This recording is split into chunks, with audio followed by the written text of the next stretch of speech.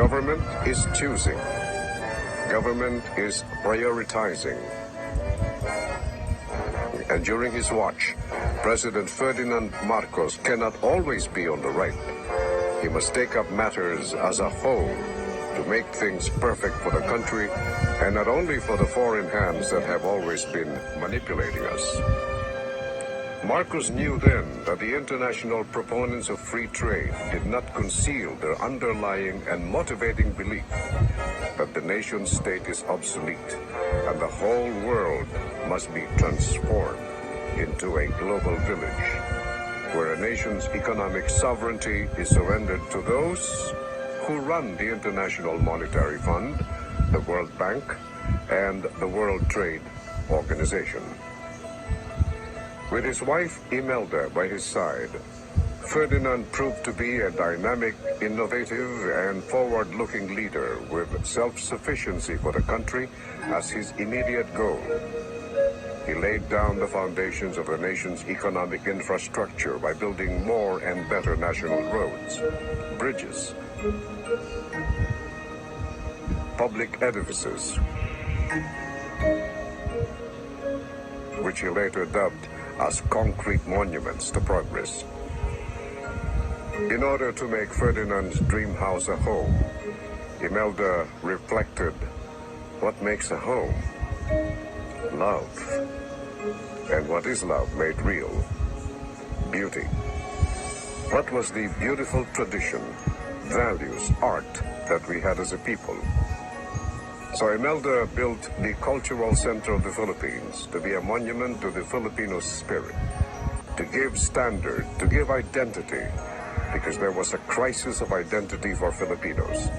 This was followed by the Folk Arts Theater, the Institute of Arts in Makiling, the Philippine International Convention Center.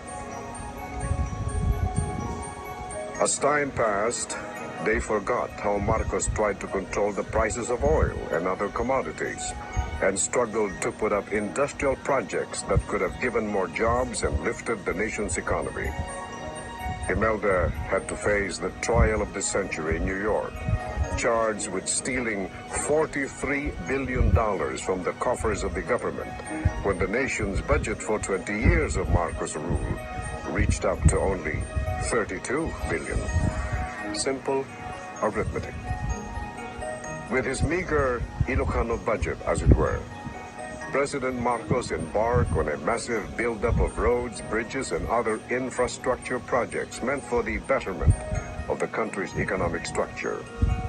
Sad to say, the succeeding presidents had little to show, despite their huge benefits. A summary of government expenditures from 1966 to 1997. Number 1. President Ferdinand Edralin Marcos, 1965 to 1986. 20 years, 486 billion, 273 million.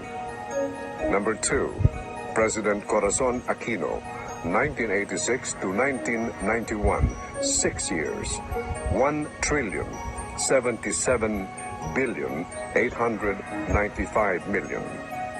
Number 3, President Fidel Ramos, 1992 to 1997, 6 years, 2 trillion, 237 billion, 907 million, from the National Statistics Office. On the core of the family, which is the barangay, he made the political system more grassroots and extensive by adopting the barangay system, which enabled the smallest units of the system, to which the core is the family, to participate in the democratic process by making them responsible for administrative and legal functions within their barangay. The barangay leaders and officers were made elective in the respective communities. It was through the barangay where his concept of a participatory democracy found its tangible roots. When the first barangay election was held at a time when the country only had a population of 51 million, 3 million were elected to represent 42,000 barangays. Serving as a critical pillar to the democratic vision of President Marcos was the creation of the Ministry of Human Settlements and entrusted to his wife, the First Lady, Imelda Marcos. As Governor of Metro Manila and Minister of Human Settlements, Mrs. Marcos conceptualized and implemented a program of delivering 11 basic needs to Metro Manila residents. 1. Water.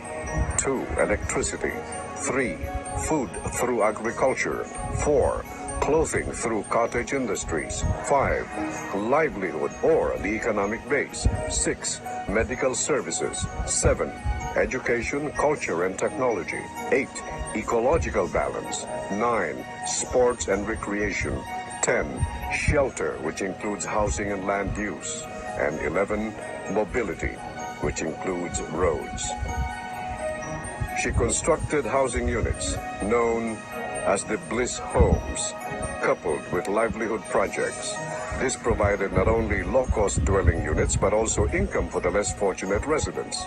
Kadiwa centers and rolling stores selling prime commodities at lower prices were established and mobilized around Metro Manila's impoverished areas.